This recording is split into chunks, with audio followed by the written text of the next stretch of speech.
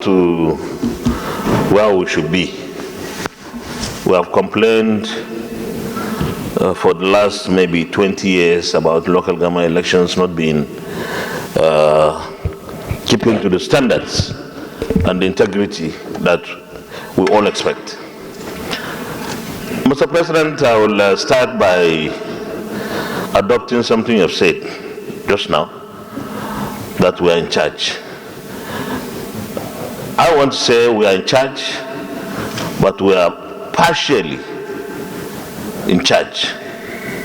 Because every time local elections are held in any state, the dominant party, the party in control of that state, hardly misses even a councillorship position. Other opposition parties would decide not to join, not to participate, because they think that they won't make any headway to win anything. Or they will participate, and then the party in power in the state will win almost everything, except perhaps like we have just witnessed. Miraculously, you got one.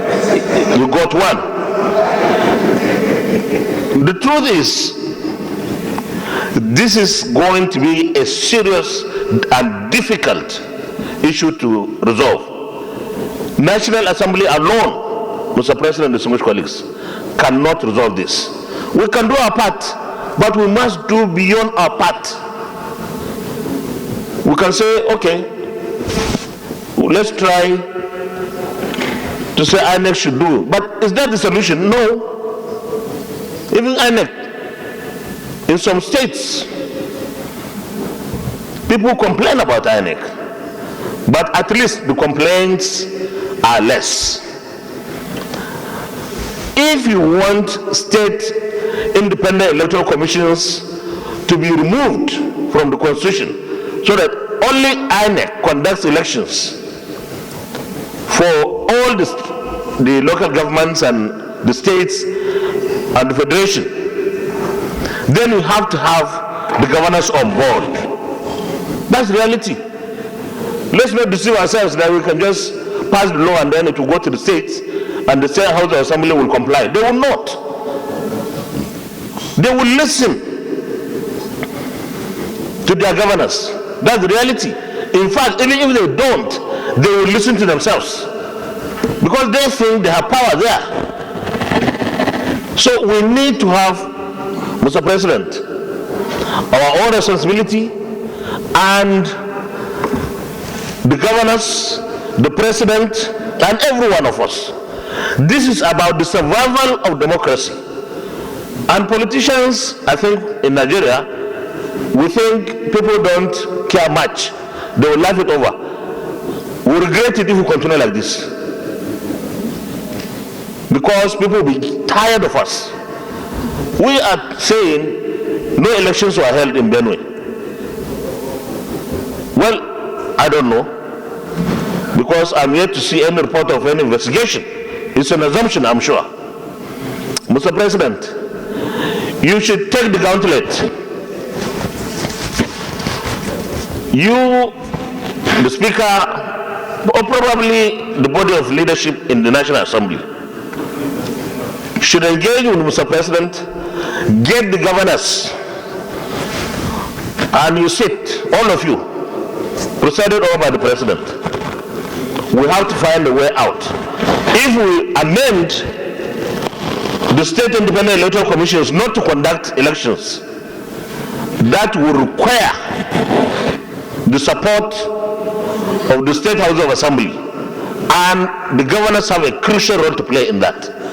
Even if it is going to be incremental amendment to improve local government elections, Mr. President, this 10th National Assembly must initiate that. If we can't get everything out, then we must have some steps that will narrow down the avenues through which the state independent electoral commissions manipulate the system in almost all the states But I want to tell you it's not going to be easy. Nobody would like to throw away power. Because that is the power the state governments have. If you are in total control of all the local governments, that is your power. And you cannot easily just give it away, especially when it is the opposition that is talking. Thank you very much, Mr. President. And indeed, all lovers of democracy in Nigeria, we need to speak out. It's quite wrong when someone has an opportunity in this manner, like what is happening on the floor of the Senate today, and one does not try to contribute to this debate. One should try to contribute. Well, if you are not given the chance to contribute, you've done your best, but you must contribute. The reason is this: it is really known to everyone that the underpinning, the bedrock of every democracy is the right of the people to elect their leaders in a free and fair election. Yes.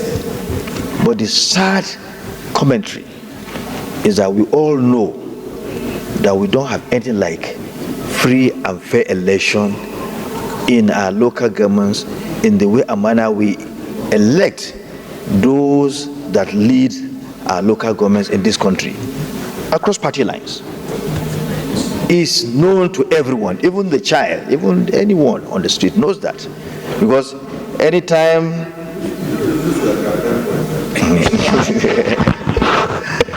this fact is known to everyone, the so-called elections that are held at local councils, local government areas, nobody even goes out to vote. People don't go out to vote any longer. Elections are announced, and on the day of election, when you go out, you don't see anybody on the street. Nobody goes to the polling areas. Nobody goes out to vote because the results have already been written sometime a week before the election. Before the elections, results were written. They are always written before such elections. So we all know this problem. In fact, Mr. President, it's a national calamity. It's a democratic calamity. I don't know what those people that fought to bring about democracy in this country are feeling, the way they are feeling now. I know they are sad. DSP, please don't make us to cry. Because the way is scary. Are you saying that these local government elections across the entire country, that the elections were all chariots? Mr. President, everybody is surprised that you are able to win your local government. Your APC was able to win. Everybody, everyone is surprised in the whole nation. In the whole nation. If you don't know,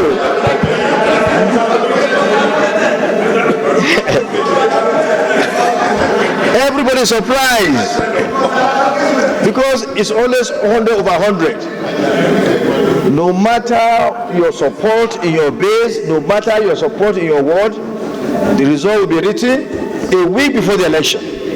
So everybody is surprised, Mr. President. There is nothing like an election at local level. It's now incumbent on us. Well, the likes of Abubakar Rimi, late Bola Ige, the President of Nigeria now, Bola Tinubu, and the rest of them, and Baba Okande, and those who are, a lot of them are no longer alive. And those who are alive now, I'm sure they are speechless. They are speechless.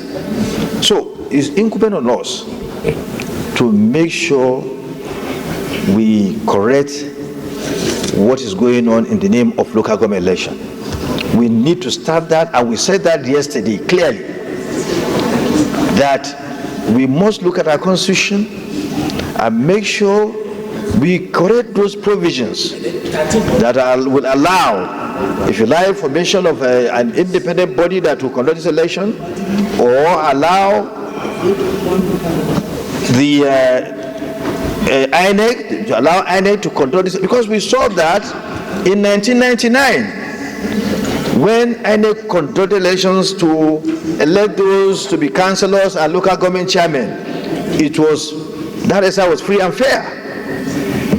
You could find a PDP chairman in a state like Kebbi, where the governor was an APP governor, an APP councillor and chairman in Kano State, when PDP was the governor was a PDP person.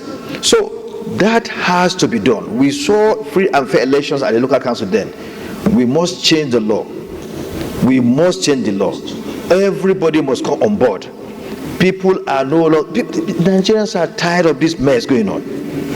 So I don't want to bore you much. I know others want to contribute, but Mr. President, we should change what is going on now. It cannot continue. As long as we want democracy to prevail in our local councils, our local government areas, these anomaly, these attack on democracy must stop henceforth. Mr. President, I submit. Let me question, how do we correct the anomaly?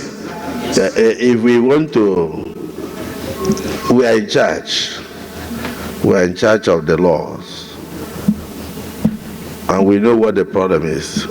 If indeed local government election results are written 2-3 days before the elections are purportedly held, it behoves on us, the National Assembly, to give direction and to correct it for the benefit of democracy.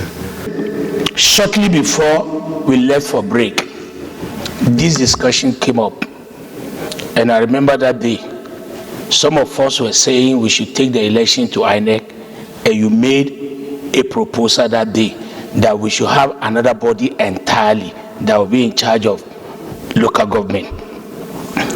Immediately after that, your suggestion, about 9 days later, Supreme Court ruled that money or the fund of local government should go directly to the local government. Some states accepted, some disagreed. That was the time all of them were now rushing to conduct local government election. And before the election or the selection, they will call out the meeting of all the local government chairmen that, look, I'm putting you there, this is what you are going to do, this is what you are going to do. My suggestion, Mr. President, for that law or the judgment of the Supreme Court to work, since we know we needed governors, the best way to do it is that now the money goes directly to them. The anti-graft should monitor that money for the first 3-4 months, pick some of the local government chairmen that divide the money, and then by the time they talk and allow the law to take its course, that what did you use the money for? That alone will scare away some of the governors, some of their principals that, look, I don't want one of the local government. But in as much that there's no punitive measure, they will continue to impose the chairman, and they will still get a way around it to be able to siphon the money. All these things about local government elections, about local government fund. It's not the election. You are lucky. Out of 31 states, you are given one local government, number 3 citizen, okay? And then you are representing 13 local government or 12 local government senatorial.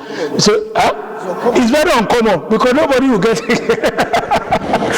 Very uncommon. You will get one single councillor, talk less of getting a local government chairman. So maybe the magnanimity of your governor, that was why I said, let me just pity this man. Unlike Abamoro, that they didn't give him anything. Even in my own state, in front of my house, I lost. In front of my house, I'm representing 13 local government. In front of my house, local government election, I lost. The same place I won just about a year ago. It's normal, that's what they do. But the moment there's the target on that fund and there's control, they will relax.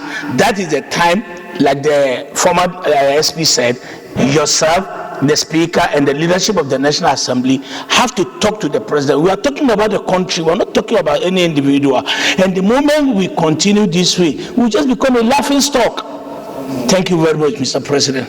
Well, they're interested in what you will say, because one of the allegations we had was that in Oyo State, it was 100%. All councillors, PDP, all chairmen, PDP, the governor, PDP, deputy governor, PDP, and yet you have senators from there who are APC.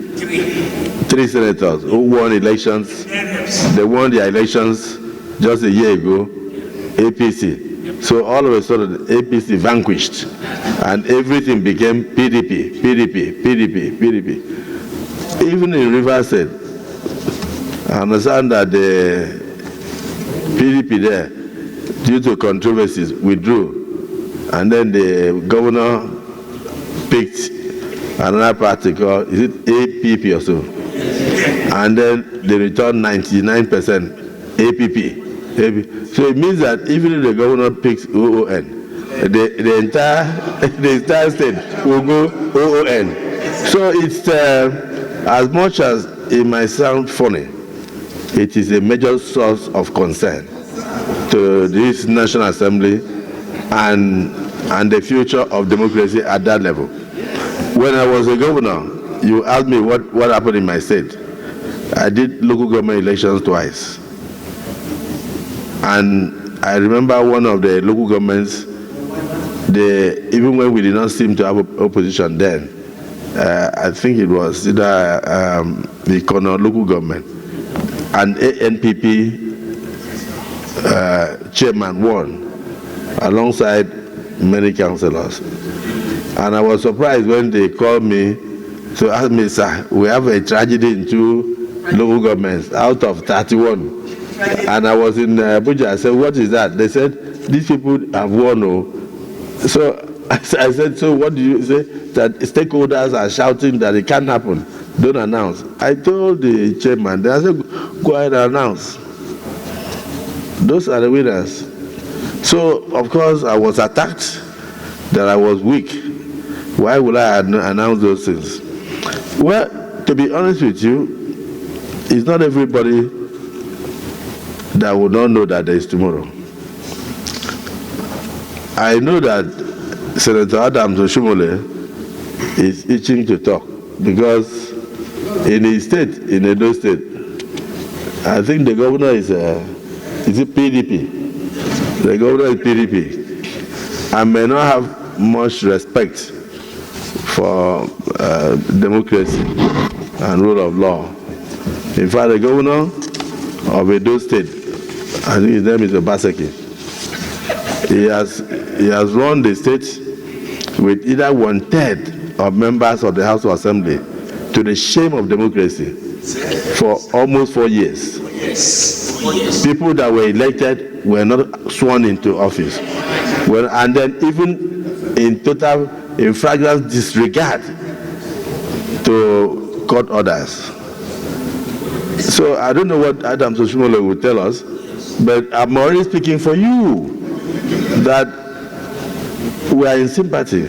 Please, when you are speaking, send a warning to them that the governor of today will be an ex-governor tomorrow. And so what they are doing to former governors and to the electorate will also happen to them. But before then, we would have corrected the exercise anyway. You can say something.